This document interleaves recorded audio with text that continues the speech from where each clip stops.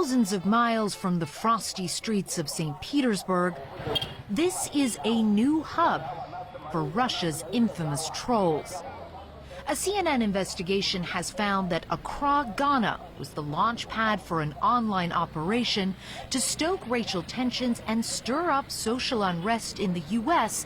ahead of the 2020 election. On Twitter, Facebook, and Instagram, hundreds of accounts churned out posts about issues such as racism and police brutality in the U.S.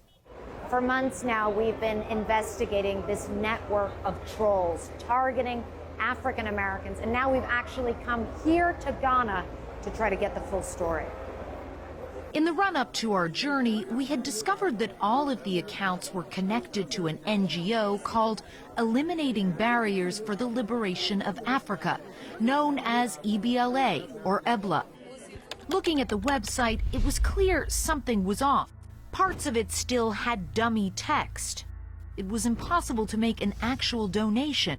And most mysteriously, one of the photographs had a Russian file name. Though the group claimed to be focused on issues like poverty in Ghana, its employees posted almost exclusively about the U.S. Some used incendiary language. America's descent into a fascist police state continues. Someone needs to take that senator out. Often they posted on real U.S. groups, an attempt to gain legitimacy and build an audience. Many even implied they were in America. We all are sick and tired of the violence that's taking place in our communities.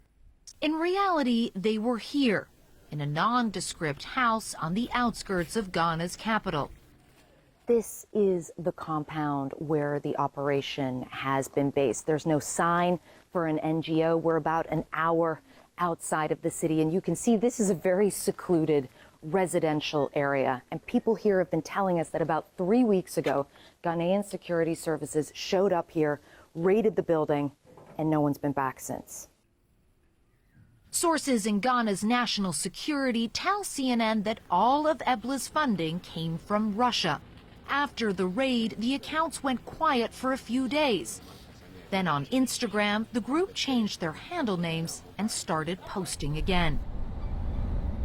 We're heading out now to meet one of the EBLA employees. They don't actually know the CNN is coming to this meeting, but we're desperately hoping they might be able to give us some more information about how the NGO works and who might be behind it.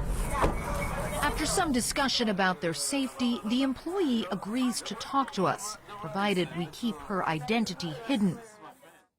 We sit down in a secure location. She tells us she was hired in September of 2019 and had no idea she would be working as a Russian troll. Tell me more about your training. So we were trained to use relevant hashtags.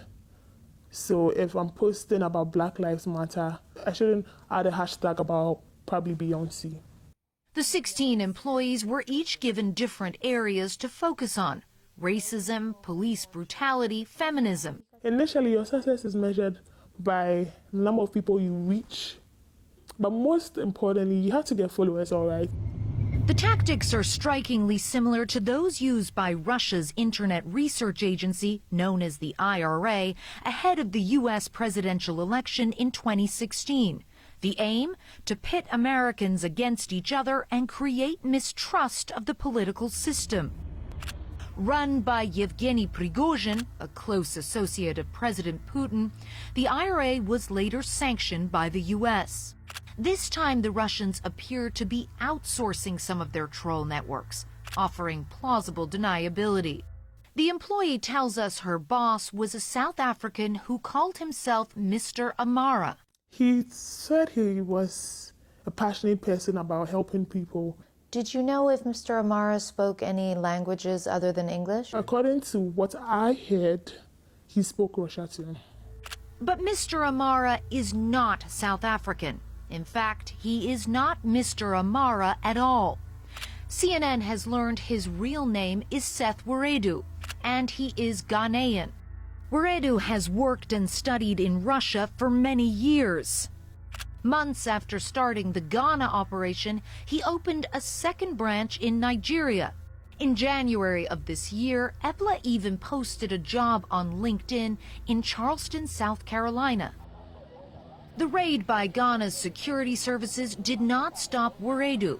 On our last day in Accra, we find out that he has organized a secret meeting of employees on a university campus.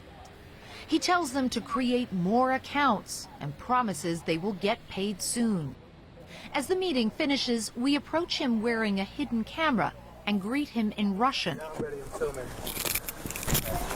Извините, подождите, пожалуйста. Здравствуйте. Seth. Hi. Yeah. My name's Clarissa Ward. I work for CNN. Hi. Hey, How are you? I'm fine. I just had a couple of questions for you about Ebla Okay. and why you posted this job in the U.S. in Charleston, South Carolina. Oh, but it's actually so strange for someone to come and ask you about EVLA right now. So I don't know how much I can be of help to you. You're aware that there's a presidential election in November. No. You're not aware I of know that? I know there's one in Ghana. How long have you been working for the IRA, for the troll factory What toll factory? in St. Petersburg, Russia? So, Well, I don't know what IRA is, so I can't say that I'm working for IRA. so why do you call yourself Mr. Amara and say that you're South African? I just think it's my own personal something. Everyone can call themselves anything that they want. Anyone can transform it into whatever they want. Yeah, I'm protected by God. okay. I'm doing this for him. I'm doing this for my own people. So But you're actually doing it for Russia, Yeah, that's a so big statement you to might make want to right explain now. to God that there was a mix-up. He repeatedly denies running a Russian troll factory. And with that, our conversation ends. Here he comes. Moments later, we see Wuredu drive off in a red Mercedes. Wherever his money comes from, he seems to be doing well. The room where Ebla's trolls once sat now stands empty. But similar operations out there may be ramping up as efforts to influence the 2020 election continue. Clarissa Ward, CNN, Accra, Ghana.